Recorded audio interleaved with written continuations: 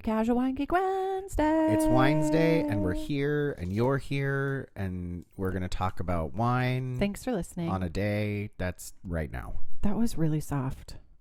Yeah, well, so we're talking about cabs of many flavors and shapes and sizes today. Right. So at the end of the evening, you call yourself a cab, and at the beginning of the evening, you order yourself a cab. Yeah. I would like to be picked up at this time, so I get held to a schedule. Yeah. All about cabs today. Yeah. So, so we were doing cabs. I tried to find a sparkling from Bordeaux. Yes. Today was a bit of a shit show, so I didn't get as much done as I wanted. And then I had to go home and hang out with Douglas. So, The cutest little wine dog. Well, we put him on Prozac, Oh, yeah. Puppy Prozac. Yeah, he's on the puppy Prozac, and he doesn't want to murder everything around him, which is really wonderful when we go on walks. Your dog is so cute. He really... It's not that he wants to love you, he just wants to use his teeth. Yeah, he wants to love you really hard with his teeth. Yeah. So he's doing very well now that it's been a little over a month, and everybody was worried about Douglas. Well, so here's what happened is I was out with him, and he's only 14 pounds. He's a very small dog, but he has a loud bark, and he's a loud presence in the world.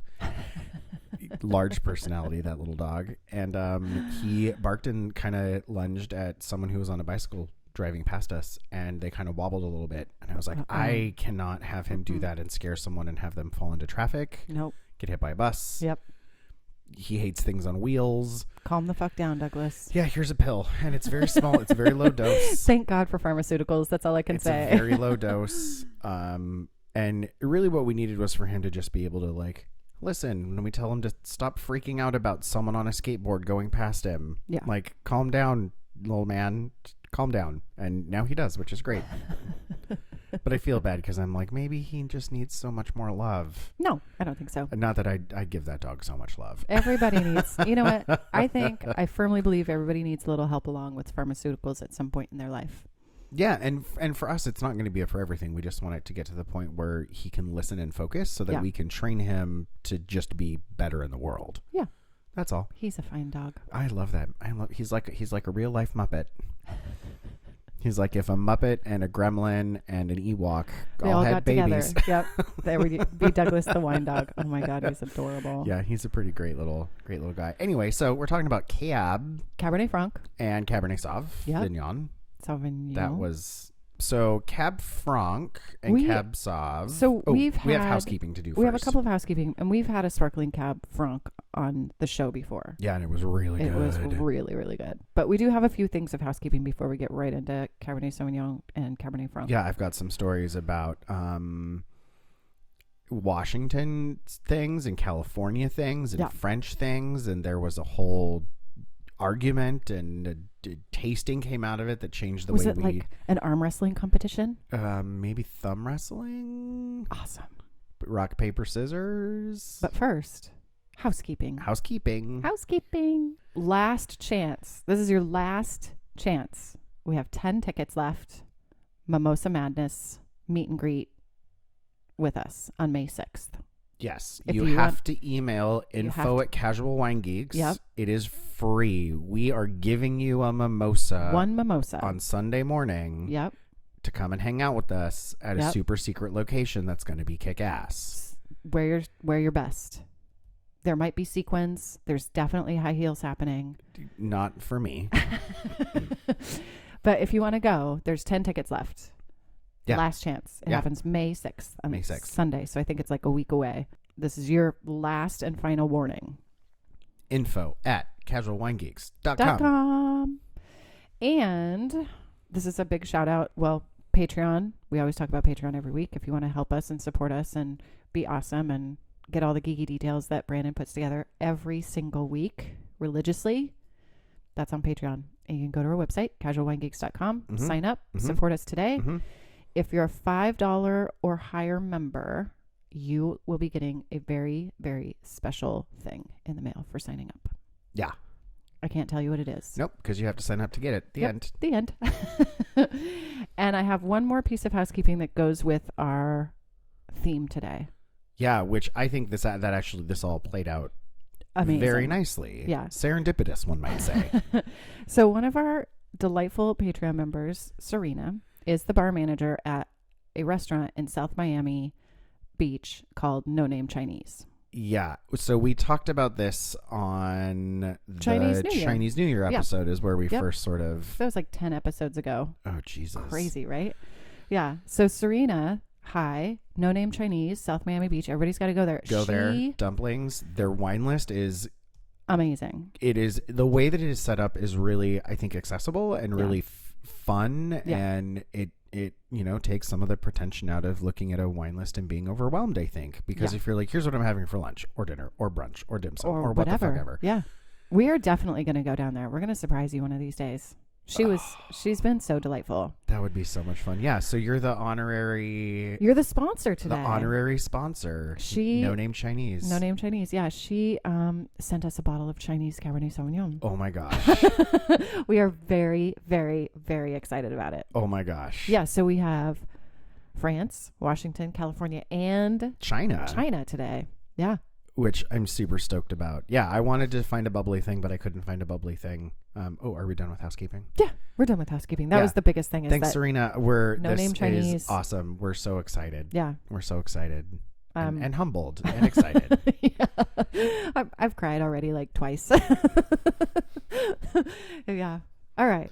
Done with housekeeping. But we do France today, Washington today, 2 from California in different areas today, and our honorary Chinese Cabernet. Yeah. Yeah. So we're going to have that Cabernet today. We're going to drink it today. We're going to taste it. We're going to tell you all about it.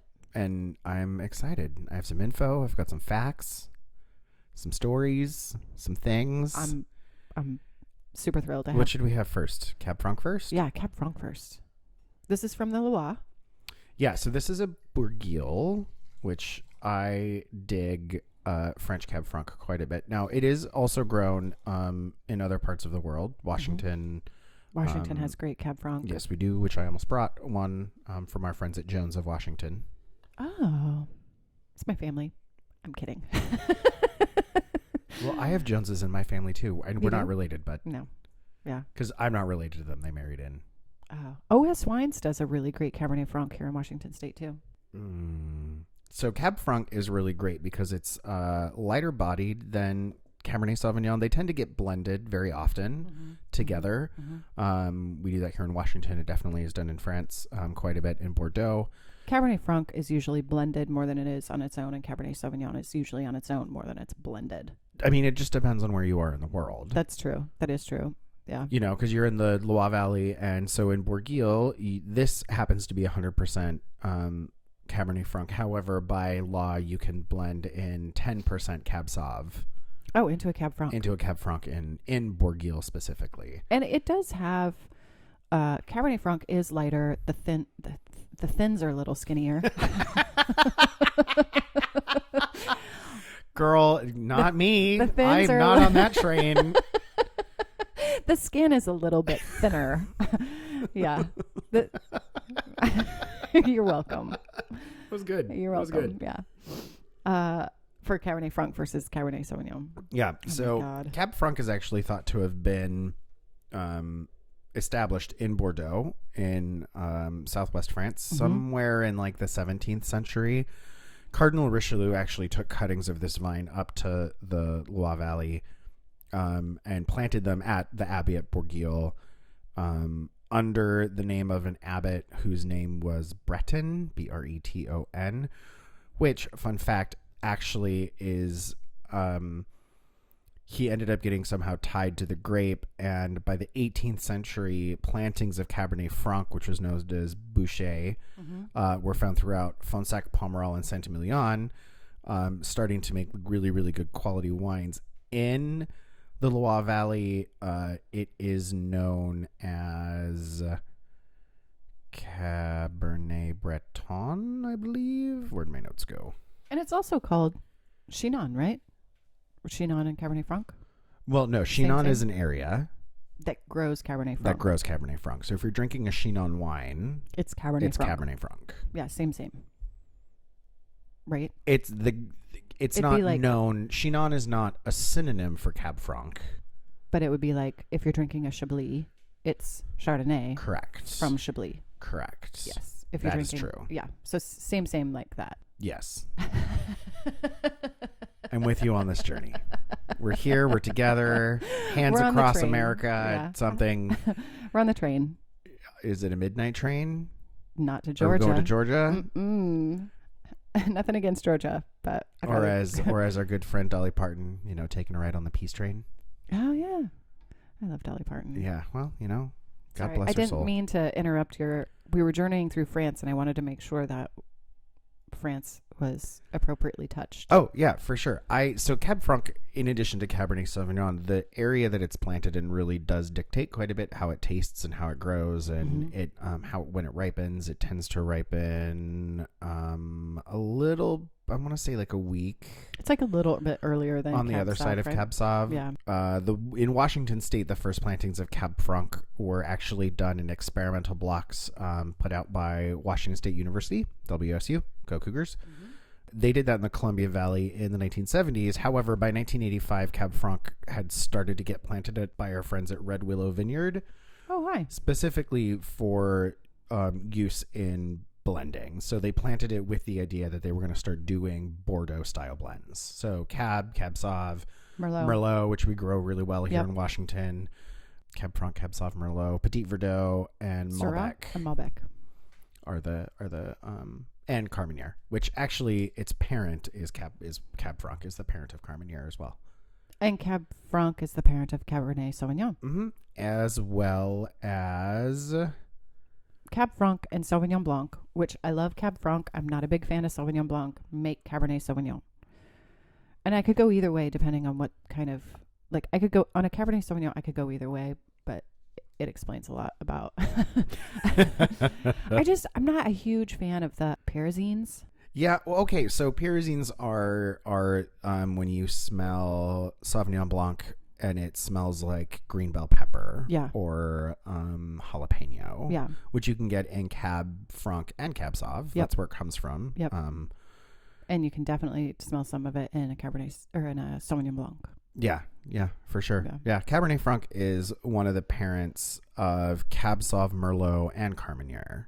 Cabernet Franc. Right, it's kind of that golden thread tying everybody together. Yeah. It's sowing its seeds all over town. Oh, Get it? Because it's a plant, and plants grow from seeds. See what I did there? See what I did there? You're welcome. I'll be here all night. Tip your waitress. Try the special.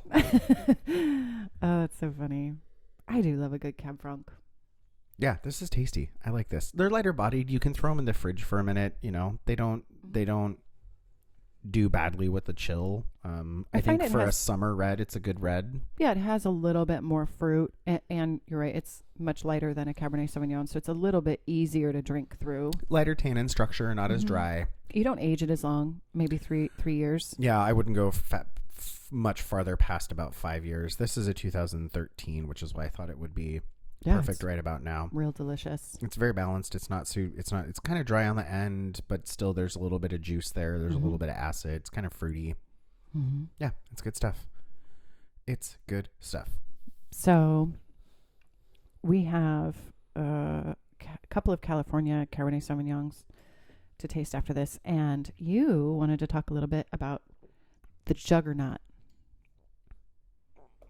the California France juggernaut. Oh, the Judgment of Paris. Yeah. So since in talking about we have a crisis. Do you need me to fix it? Yes. Cork it. Uncork it, actually. Yeah, we have a cork issue. I mean, we're going out of order, but you know what? That's Make your own order. We can go back. Life is about making your own decisions. Drink things, eat dessert first. That's nice. Okay, the Judgment of Paris. The Judgment of Paris. The Judgment of Paris. Would you like to taste the French against the California? But they're two different grapes. Yeah, no, whatever. Let's just drink. Okay. We're drinking. We're out of order. Who gives a shit? Have dessert first. Drink the Cabernet Sauv before you have the Cabernet Franc. I don't care. Right. Don't be pretentious. Just don't, but always bring 2 bottles. Yeah. Always. Always. Always take 2 bottles. Always bring 2 bottles. Always take 2 bottles. Always take 2 bottles. Yeah. Semantics, really. Well, okay, so picture it. California, Okay. 1976. What were you doing? Where were you? I didn't exist yet. Me neither. California, 76. Hippies. Berkeley. Hate Ashbury. Or Cars- was that in the 60s, not the 70s? I don't know. Cars made of metal. Disco? Farmers. Burn Baby Burn? Do it. Maybe not. Maybe not. I don't know. Disco Inferno? Is she a brick house? I think that was before 76, wasn't it? Oh, I don't know. Disco was terrible. Okay. Well, we're 1976. We're in California. Northern California.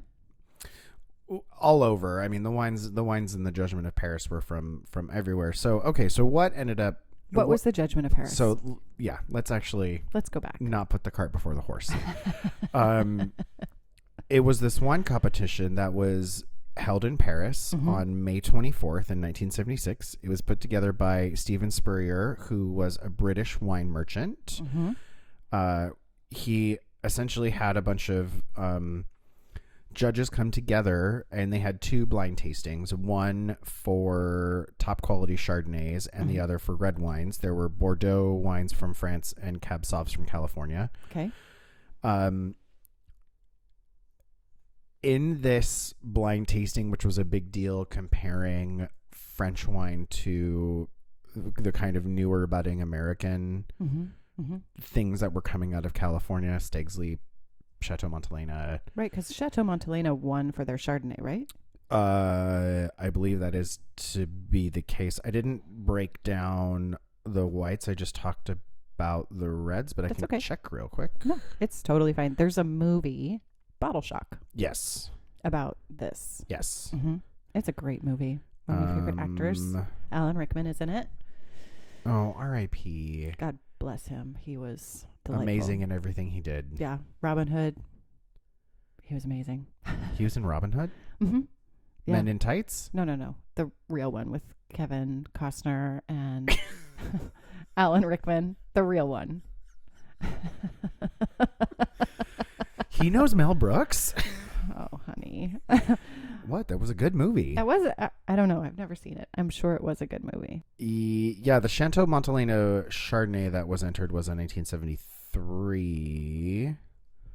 Okay, so this was a few years after that then. Yeah, no, they won. Chateau Montelena won. For their Chardonnay. Yeah, that's what I thought. There was a Meursault that came in second, but then it was United States, France, United States, France, United States for Chard. Wow. Yeah. And so the Cab, they also had a Judgment of Paris for the Cabernet. Yeah, we came in first for Cab and we came in first for Chardonnay, to the shock of everybody. Like, well, no one really... I'm not going to go into a lot of the gory details. Watch the movie. There's some really good articles. I've got some info from NPR. Actually, they wrote an article a couple years ago about the Judgment of Paris and sort of what it was. And it really... What sort of ended up happening was it was this big showdown, and it was, it was a big deal because you have all of these French winemakers who keep saying they can't be beat and keep saying, here we are and we're the reason wine is good. Yep. Debatable, but mostly true. Well, they've been doing it for a long time, right? They've made a lot of the mistakes that you make. But again, I think it's debatable. Just because you have a big giant name behind you, yeah, that's true, doesn't mean what you're producing is actually great. And what this tasting really showed you. So what they did was every wine was scored out of 20 points. Oh. However, how you decided what constituted 20 points was entirely up to you. Oh, there was no guideline. So you might decide... There wasn't like a color guideline and a smell guideline and a taste guideline. Nope. Interesting. Everybody got to sort of just come up with their own criteria for how they wanted to judge these wines. So you look at how Judge the First decided to rate things, or out of 20 what they gave everything, and then after that all of those scores were added together, and then that's how they came up with the best. Interesting. Stag's Leap was the one that won. Yeah, Stag's Leap from right. From So California. And so it was a big shock to everybody how this all went down and sort of proved that you can line up the best people who drink wine and know everything about everything. Yeah. We call them pretentious wine fucks. But they're only pretentious wine fucks if they tell you that they know everything about everything. Yes, right? I should qualify that. Yeah. Yes, that is true, because I've been to tasting things where awards are being given out. Yeah. And it is very much a blind tasting, and, Mm-hmm. you know, walking around and listening to people, oh, you know, I think the acid is here, Mm-hmm. and this is, you know, it's not super secret. No, they talk about it. And we know a lot of people that have, not a lot, but a few people that have judged in big events, and they're the nicest people I've ever met. Most of them. Yeah. You know. As in any industry, I think it's mostly... We don't hang out with garbage people, so... No. Like, if you're an Life's asshole... too short, yo. Yeah, you're not on the short list. Yeah. Oh, I would like to apologize for last week what? hopping on my soapbox about people being on their phones while they're driving. I'm not going to apologize for that. Absolutely not. No, I just think I could not have been such a dick about it. I'm realizing have that strong the feelings. tone with which I deliver my opinions can greatly sway how people listen to those opinions. That's true. That's true. That's all I'm saying. I'm taking accountability for my tone, not the content, Not the content. just how it was delivered. Yeah. All right. So Can I anyway, talk about 73 to 76, right? The Judgment of Paris time in California, where France and the United States were kind of competing between, you know, like who's the best.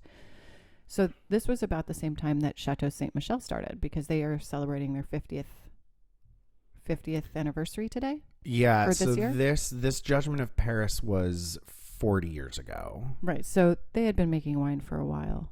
But you were with me when I bought a 1975 Cabernet Sauvignon from Chateau Saint Michel. Yes, there was a place here in Seattle that was moving, and so they Mhm. had to get rid of a bunch of wine, and Mhm. everything was on sale, and we went and And it was like, kind of were maybe inappropriate with how much we spent, but it was we probably found- worth it. Yeah, we found some amazing stuff. It was like in the bottom of a cage, all dusty. The label was ruined, like things had fallen on it. And I pulled it out, and Didn't they say they didn't even know they had that? yeah, they didn't even know that they had it. And of course, I would find it, right? Because you're not afraid to dig No, in the corner of a bin. I'll get or, dirty. Absolutely. Hey, no treasure hunter. Indiana Jones was never clean. No, That's all I'm absolutely not. saying. And And nor should he be. It was a 75. So, you know, odds are in the last 40 plus years, it hadn't been stored. So, but my parents were married in 1975. So I took them out to dinner and we opened the bottle, and it was amazing. Yeah. It was I believe it. amazing. If anybody out there has a chance to find a really old bottle of Cabernet Sauvignon, and you can get it for dirt cheap because it's got a messy label, or it's, you know, whatever, Right. open it, Yeah. buy it, drink it. Do it. It is amazing. Wine is not currency. No, it's so beautiful. And it was like velvet, which if you tasted it in 1975, do you think that you would have been able to taste the potential? Oh, absolutely not. Yeah. Which kind of actually moves us into the Washington cab that you have. So this is a Vapiano vineyard, which is one of the most awesome vineyards in Washington, in my opinion. You opened this yesterday? I opened it. Yeah, I opened it yesterday. It's a twist off. I got it for $20. And this is 2015 Columbia Valley. Here? Yes, please. And I came over, my internet's not working, so I came over to do some research before we started, and I was like, oh, I'm going to have a little splash of this, and was like, oh, this is really good. You're like, yeah, I opened this yesterday. I said, did it smell like this when you opened it? You're like, yeah. Yeah. Did it, or like insert description that Yeah. I said, Yeah. did it taste this way when you tasted it right after you opened it? Well, Mhm. yes, it did. Yep. So I could tell by how it's opened up over a day Mm-hmm. what it was the problems, quote unquote, that you needed to solve by giving it oxygen. Yeah, so it's a little bit tight. It was a little bit tight. It was a little bit And I said it probably smelled like nail polish. yeah, it was a little stinky. It's a 2015, so it's real young. For $20, I will absolutely buy a few more. Yeah, I mean, hold on to them for 3 years. Yeah. I wouldn't go too much far past that, but it's a good wine. It's a great wine. I think I think that Cabernet kind of gets a little bit of a bad rap and can really, for a lot of reasons, I think it can either be viewed as very austere and very unapproachable and really held on a very high pedestal. Yeah. Mm-hmm. Versus also being made very, very cheaply and not tasting like anything other than fruit punch. Yeah. Cheaply, not inexpensive. This is an affordable. Did I say inexpensive? No. You said cheap, which is perfect. Yeah, absolutely. If your wine costs $6, there's a lot of filler there. Right. Maybe on a Cabernet Sauvignon that needs just a little bit more hand holding to make it into a nice wine, spend just a little bit more. Right. Okay, so the cab that I brought was $14. And this is Alexander Valley. So we have how much was the French wine, the Cabernet Franc? $12. Perfect. This Vapiano, it was $20. The next two are from California. One's Ancient Peaks from Paso Roble, and that was $17. And then you brought a Kenwood from Alexander Valley in California, and yours was which is in Sonoma County. And what did you say? 16? 14. So affordable, approachable, and not. There are wines that are $1,000 for a Cabernet Sauvignon. And I think then you're paying for a name, you're paying for a winemaker, you're paying for cult status. And I think for good reason. There are definitely, places that I'm a wine club member of, and their wines, even after a club discount, are still $40. Yes. Now, I'm willing to pay that $40 a bottle because of the experience that we get in their tasting room, the people that we've met, the winemaker, mm-hmm. the quality of the wine. Yep. And you can cellar the wines and you can drink them now. I think that I'm getting much more bang for my buck at $40 a bottle being a wine club member at these places. And they have started to put out some Cabernets that are kind of mind-blowing. Yeah.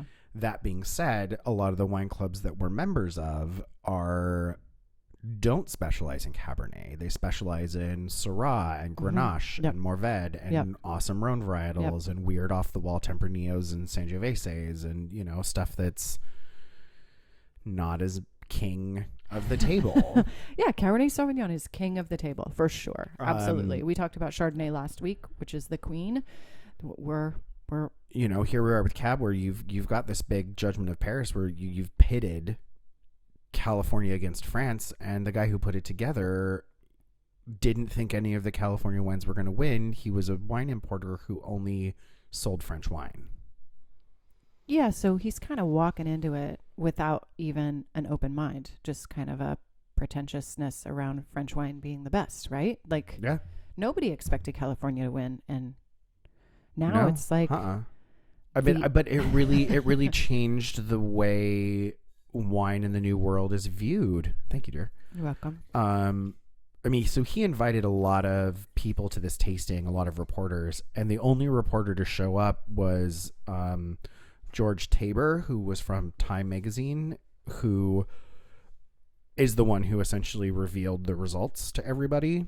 Oh, really? Time magazine is the one that broke it, huh? Mm-hmm. So everybody in the French wine industry was so upset that Spurrier, the British wine merchant, was banned from wine tastings for a year. What? In France, yeah. As a punishment for the damage that he had caused French wine reputations. Well, as we've learned in past episodes, if you slander in the wine industry in France is a punishable. Yeah. It's by law. Yeah. You can go to jail. Absolutely. And how interesting. Now, I wouldn't call this slander because he thought France was going to win. Yeah, right. Exactly. This is so strange to me that he was punished for an event that he set up that. But if you're going to run around and say you're the best thing and someone comes along and says, prove it, here's how we'll prove it. Yeah. And you lose because tasting is incredibly circumstantial. Guess what? You got to eat so a little subjective. bit of crow. Yeah. Eat that crow. I think So this whole tasting didn't get covered by the French press. They practically ignored the fact that it was happening. That's amazing to me. Because, they didn't want news to get out that they didn't win. Yeah. Which, boo fucking who. You've done blind tastings before. I've done blind tastings before. They're incredibly different or difficult, not different. They're incredibly difficult just by sitting there and looking and comparing wines side by side. But then to be able to score them, hats off to those judges. Well, yes and no. I mean, so a lot of publications in France published articles saying that the results were laughable, that they weren't to be taken seriously. There's no story here. What was even the point of this? We still know we're better.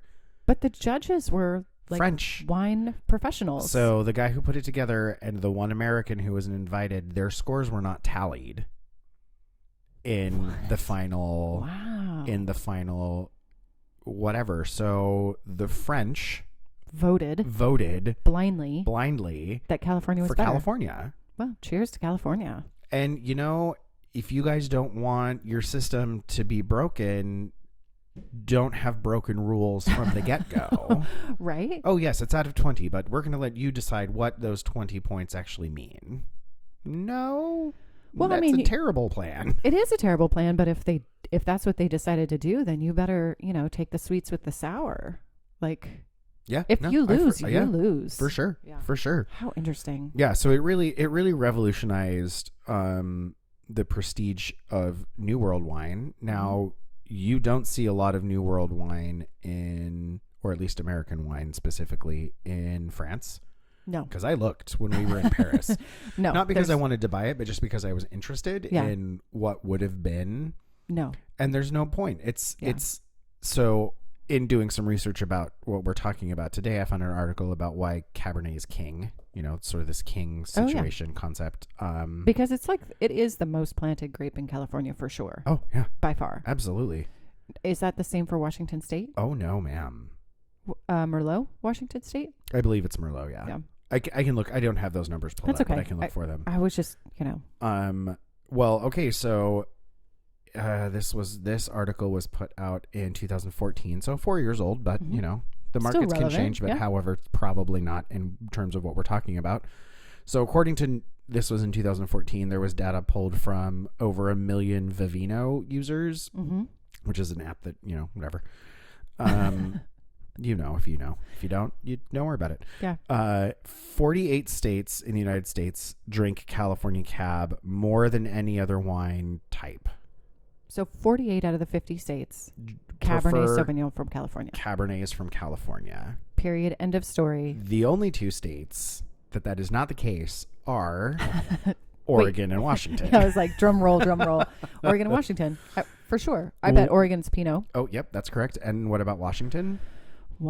Riesling. Blends. Oh, blends. Mm-hmm. Oh, interesting. We like a blend here more than we like Cabernets from California. Which is true. We do a lot of Bordeaux blends, a lot of Rhone blends. Yep. Yeah, absolutely. Blend what the fuck ever you want because you can. And that speaks, that's interesting, but it also speaks to the fact that California is the number one in production, followed by Washington, followed by Oregon for wine in the States. Yes. Right. So that would make sense. Oregon and Washington, which we talked about a lot. We're lucky to be here because we have access to the most incredible wine that you can get in the entire United States. Well, right. Which is, sort of goes back to why aren't there wines from the States in, this area of France we're in? Well, because everybody here eats and drinks what comes from here. Yeah. French food. Yeah. And I feel like in Washington and Oregon, we have a lot of that same concept culturally. We like to support local, eat and drink what was made it's here. Environmentally sustainable. Yep. Your food ends up being cheaper because you don't have the concept or because money is not a real thing. You don't have importing fees. You don't like all the things, right? Or shipping fees or getting stuff from the Midwest out here. I don't need fruit from the Midwest when we grow everything perfectly fine fucking 90 miles that way, you know? Yeah. It's more than 90 miles, but I'm rounding down. It's so interesting. This article is actually pretty funny. So they break down all the states, and there's a visual which I think I'll post for everybody. So we're gonna post this picture on Patreon. Yeah. Oh So the boring states. Is that that's what it says? It's broken down into the boring states, unoriginal states that are slightly more interesting, and then the only original wine drinkers in the United States. So the boring states. In 37 states, the top 3 most consumed wine types are the following. 1, California Cabernet. Yep. 2, California red blends. 3, California Pinot Noir. Boring. That's exactly what it says. It lists them and then says boring. 7 states drink California Cab most, followed by California Pinot Noir, and finally California red blends. Still the same wines, different order, still boring. Boring. Unoriginal states that are slightly more interesting. So here's where we'll go. So 4 states drink California Cab the most, then California red blends, and then the third wine is going to be different based on each state. So Idaho drinks Washington red blends third the most, paying some respect to its neighbor and not very much respect to its other neighbor, Oregon. True. Fair. Well, here's the other part of that maybe they don't put down is Coeur d'Alene, I bet, drinks a lot of wine, and they're very close to Spokane, and I bet they get a lot of great Washington wines from, right? In that for sure. But area. you go farther south where you're not a wine drinking community down there. You're down in the high desert. No, they drink beer. Right. Absolutely. It's a different cheap beer. Different culture for sure. How interesting. Which is where my family is in southern Idaho. So they're down in Twin Falls? Twin Falls, Yeah. Rupert, Burley. Yeah. It's like being in Utah when you're down there. Well, it's weird prairie farmland. Prairie. Yeah, everything's closed on Sundays down there. And yeah. I was in Twin Falls a while ago, and I'm sorry. we picked up a half rack of beer and no food, right? Because we just wanted beer. And the guy selling it was like, "Are you sure you don't want anything to go with this?" I'm like, "No." I'm in full, motorcycle leathers, and no, I just want beer. And he's like, he didn't want to sell it. So, yeah. Weird. I don't want to get it. Weird. Do you want to try this? The Alexander Valley Cabernet yes, Sauvignon. Please. So we know Idaho. Now let's talk about Maine, who drinks California Zinfandel third most, which is a little surprising to me, actually. Maybe Mainers think it pairs well with lobster. Mainers? Whoever wrote this article was kudos to you. Gold star. New Hampshire drinks Argentinian Malbec third most. That's quaint, New Hampshire. And then Rhode Island drinks Central Italy Reds the most. That's fancy. So now, the only original wine drinkers in the United States. Oregon drinks Oregon Pinot the most. Good for them. They drink California Cab second most and California Red Blends third most. Stay with the Oregon Pinot. Best coast is the West Coast. Well, amen to that. Now, Washington drinks Washington State Red Blends the most, followed by California Cab, and then back to Washington State Cab. In this way, Washington has more pride than Oregon. So how states rate wine? Tennessee loves Cabernet the most, more than any other state, giving it an average of 3.92 out of 5. Delaware. Delaware. I'd like to buy a vowel. Is least fond of California Cab, actually rating them 3.67. The irony is that Delaware still consumes California Cab more than any other type of wine. Oregon loves Oregon Pinot Noir. Not only do they drink them more than anything else, they also rate them an average of 3.88, which is higher than how 45 other states would rate California Cab. Yes, go Oregon, my hometown. Well, and I think that there's a lot of reasons for that, and one of them being Cabernet is such an opposite end of the spectrum wine from Pinot. Yeah, for sure. And there is a culture in Oregon that is very, very strong, but it's a quiet culture, and the quiet culture in Oregon is local, like celebrating local, supporting local. They don't really give a fuck about the other things going on in the world. Like, if you were born in Oregon and you're one of those people that, have been there for a long time, and help cultivate this community, that's what they want, right? That, like, it's so hard to explain, but there's this interesting culture in Oregon, the hazelnuts and the Pinot and the strawberries and like all the things that happen. It's hard to explain, but you go to Oregon and you'll feel it much more so than anywhere else that I've been. Yeah, I agree with that. I totally agree with that. So taking pride in a really, nice bottle of Pinot Noir, you're going to pay a little bit more for it, but on the grand scale, you're going to pay less than a really nice bottle of Burgundy. It can, Oregon wine can get a little bit pretentious, but it goes back to the conversation we were having a little bit earlier, was you're a wine club member at multiple wineries in Washington State. Ish. You pay a little bit more per bottle for those wineries that you're a club member with, right? Yes. In Oregon, I think that's the same. The bottles run between $40 and $60 per bottle. As a wine club member, you're supporting the community, you're supporting the winemaker, you're having a better experience. Now, here's a reason that I think those wines are more expensive, though, is because Pinot is fussy. Super fussy. It's not easy to produce versus Cabernet Sauvignon, which can literally grow anywhere. Yeah. It will produce everywhere it's planted. Now, the quality of that is debatable. Yeah. Just because you can doesn't mean you should. Absolutely. However, you go places like Chile where it's taken off and done really, really well. Yeah. Yeah. You look at Cabernet in Washington and California, it's taken off and done really, really well. It's being planted in China. Speaking of, I mean, we'll get there. I still have wine in my glass, ma'am. I don't need a cocktail. I don't want you to make a blend for me. Don't touch my glass. Can I swirl it for you? The fuck you can. Smack your hands, ma'am. Yeah, I mean, it's the most planted varietal in Chile. You've got these cooling breezes coming off the Pacific, the Andes Mountains right there. Yep. You see a lot of Bordeaux-style cool climate. Mm-hmm. Argentina has a lot of Cabernet Sauvignon. Yeah. Yeah. South America's done well. They have a bunch in Australia and New Zealand as well, right? Like New World. Yeah. Yeah. Not in New Zealand as much. I would say I haven't seen Cabernet Sauvignon out of New Zealand. But Australia? Yeah, I've seen it out of Australia. Have you seen anything coming out of South Africa, Cabernet Sauvignon? I would think the climate there would be ripe. No, you'd be surprised. Actually, is it colder? It can be. I mean, they're very far south. Yeah, however, on the bottom of Africa, right? So you've got winds coming from a lot of different directions, and some of them cooler. Yeah, that's true. Probably more like New Zealand than farther north, like Australia. Right? Yeah, I mean, it's hard. It's hard when you. I feel like people have this very wrong. I'm not saying you. Very wrong concept of Africa, and that it's a very blanket.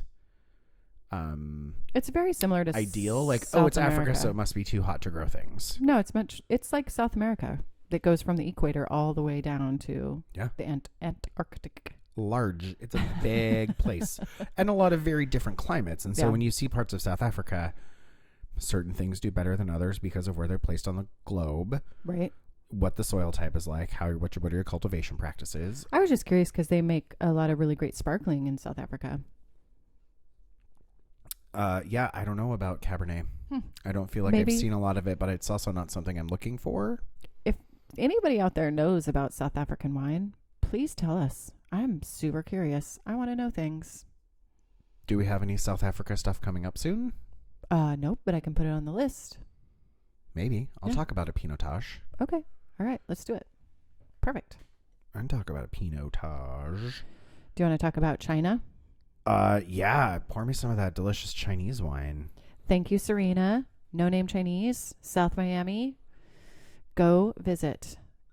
Their menu looks so good. Yeah, it does. I seriously want to go. I'll eat dumplings all day long. Right? We're going to go. I'm just making a decision. We're just going to have to go. This smells old world to me. So this is made by the Moser family. Yeah, this is a 2010. Yeah. And it's from the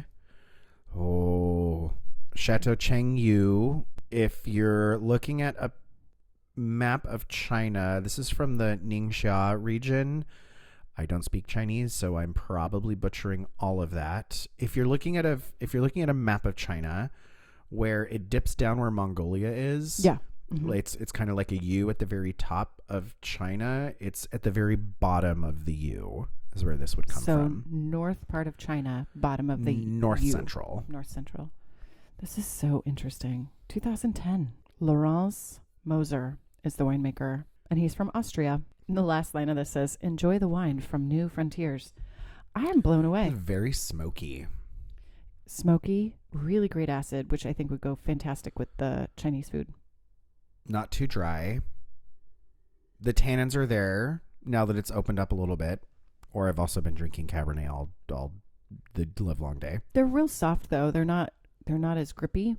I wouldn't want a real grippy tannin with Chinese food. I don't want something like that.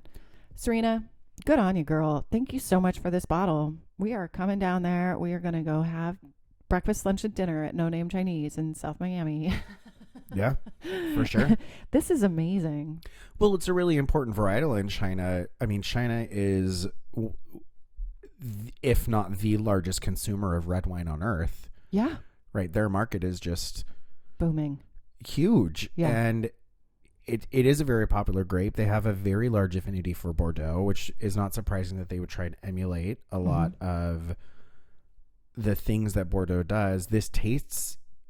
To me, this tastes more French than American. Yeah, absolutely. It doesn't have the fruit profile that we have been tasting with the California California Cabernet. Call me a cab. You're a cab. There's ones in doing a little bit of research in wine in China. I don't have a whole lot of information, but there's one Chateau Hansen on the western side of the Gobi Desert, where they bury all of their vineyards during the winter to protect the vines because it's so cold. They bury them and then unbury them. How interesting! Yeah. Wow. It's agriculture. You have to adapt what you're growing to the environment around you. Grapes are really, really good at adapting, which is why that they've survived in so many places in so many different ways for so long, thousands and thousands of years. Yeah. Oh my God. Now that you've tasted through. Oh, so I want to. Oh, one more thing. Sorry. Well, no, I just want to lay this out. Yeah. In the weeks that we do this and when we've got a whole varietal series starting off here. Oh yeah, winding through the world where we're trying to talk a little bit about the area that these wines come from and how varied they are. And Cabernet certainly is the king of that list for a lot of reasons because it can be grown in so many different spots. Similar to Chardonnay for me for a long time, Cabernet was very boring for me. Yeah. For a long time, it was all about California. Washington kind of hopped on that train and then sort of fell off that train, I feel like, a little bit. And these are all my experiences. These are in no means meant to emulate anything other than that. I think your experience, by sharing both of our experiences, though, I think people identify with like, oh yeah, I've had this experience. I can do this too. Everybody can do what we're doing, taste wine and be able to pull out notes. So, oh yeah, no. What I mean is just that I when I started drinking, really, really actually drinking and appreciating wine, I did not love Cabernet. Yeah, I think that's for a lot of reasons because it just wasn't the flavor I was looking for. I didn't like the tense tannin it would leave in my mouth, not really knowing that it needs food or benefits from XYZ. Yeah. These are all delicious. Every single one of these are amazing. I would buy and drink all of these again.